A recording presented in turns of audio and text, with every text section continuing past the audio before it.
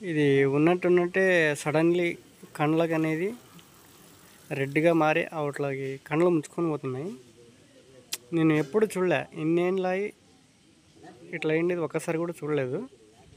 ఎందుకు ఇట్లా వచ్చిందో అర్థమే కాదు నాకు. కానీ వాటిలో చాలా తనలాడుతున్నాయి. ఆ తిండికి అనేది దురద చాలా అయ్యో అనిపించింది నాకు. ఎట్లా చేయాలా అనుకుంటే ఏం చేయాలో నాకే అర్థం కాలే.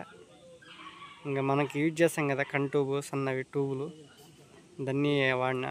ఇంకా లాస్ట్కి పోయి ఒకటి మెడిసిన్ కూడా తీసుకుని వచ్చిన. ఇందులో లాస్ట్లో పెడతా చూడు, అది మెడిసిన్ది పౌడర్ అనేది అంటే అన్నిటికీ యూజ్ అవుతుంది. డాగ్స్కి అన్నిటికీ వస్తుంది. ఆ పౌడర్ జస్ట్ నీళ్ళలో కలిపి తాగిపించిన. ఇంకో రెండో రోజు కల్లా 2 క్యూర్ అయినాయి. ఒకటి చిన్నది మాత్రం ఫీమేల్, అది జల్దీ క్యూర్ కాలేదు. పర్లేదు, బాగా పనిచేసేది మందు. అంటే 2 యూజ్ చేసింది, కన్ ట్యూబులు ప్లస్ అది మెడిసిన్ ఒకటి, 2 యూజ్ చేసిన వాటికి. ఇంకా ఇవి బ్రతుకుతావో లేదో అనుకున్నాను నేను, కానీ లక్ బాగుంది, ఏం కాలేదు. లాస్ట్లో చూడండి వీడియో, లాస్ట్ వరకు చూస్తే అర్థమవుతుంది మీకు. ఉన్నట్టుంటే బాగానే చాలా దురద ఉన్నది పాపం వీటికి. అలా మనకే మామూలు తిండి ఉంటేనే ఎంత తనలాడతాము, అట్లాడితే ఇట్లకి డైరెక్ట్ కండ్లకే వచ్చేసింది. చూశారు కదా, రెండో రోజు ఇది. బాగా హ్యాపీగా ఆడుకుంటున్నాయి. కానీ ఇది ఫీమేల్ అయితే సైలెంట్గా ఉంది. అది ఫీమేల్కి తగ్గలేదు, కొంచెం నిదానమైనది తగ్గికే.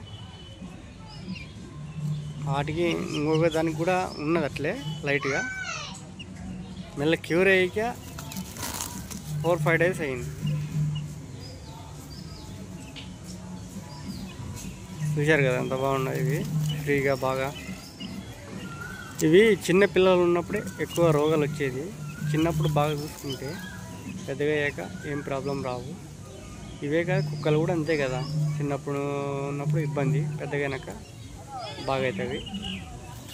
అందుకు ఒట్టు 5-6 నెలల పిల్లల వరకు బాగా మనసంగా చూసుకోవాలన్నట్టు. చూసుకుంటే అవతల బాగా అవుతాయి. 5-6 నెలల పిల్లల వరకే ఏ రోగం వస్తుందో చెప్పలేము. వాటికి డిసీజ్ యావంటే అవే వస్తాయి. ఎందుకంటే మనం బుట్లలో పెడతాము, అది కాక ఎక్కడంటే ఎక్కడ వేస్తాము. ఆ నీళ్ళు తాగి ఈ నీళ్ళు తాగి ఏమవుతుంది, అడ్డీలో ఉండేది వేరే అవుతుంది. అందుకు చూశారు కదా, ఇప్పుడు 5వ రోజు ఎంత బాగా అయింది ఇది. 5వ రోజు పిలిస్తే ఇంకా వస్తున్నది ఆడడానికి. బాగా అన్నీ ఒక 5-6 రోజులకి క్లియర్ అయ్యాన్ని, బాగున్నాయి ఇప్పుడు. అందుకే మీకు ఏవైనా కానీ కమిటీ పిల్లలు ఉంటాయి కానీ కొంచెం జాగ్రత్తగా చూసుకోండి.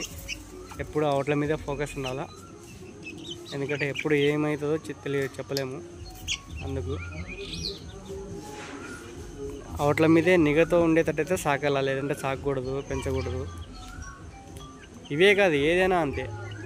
కుక్క కానీ ఏదైనా కానీ మన ఇంట్లో ఏం పెంచుతామే వాటి గురించి చాలా జాగ్రత్తగా ఉండాలి.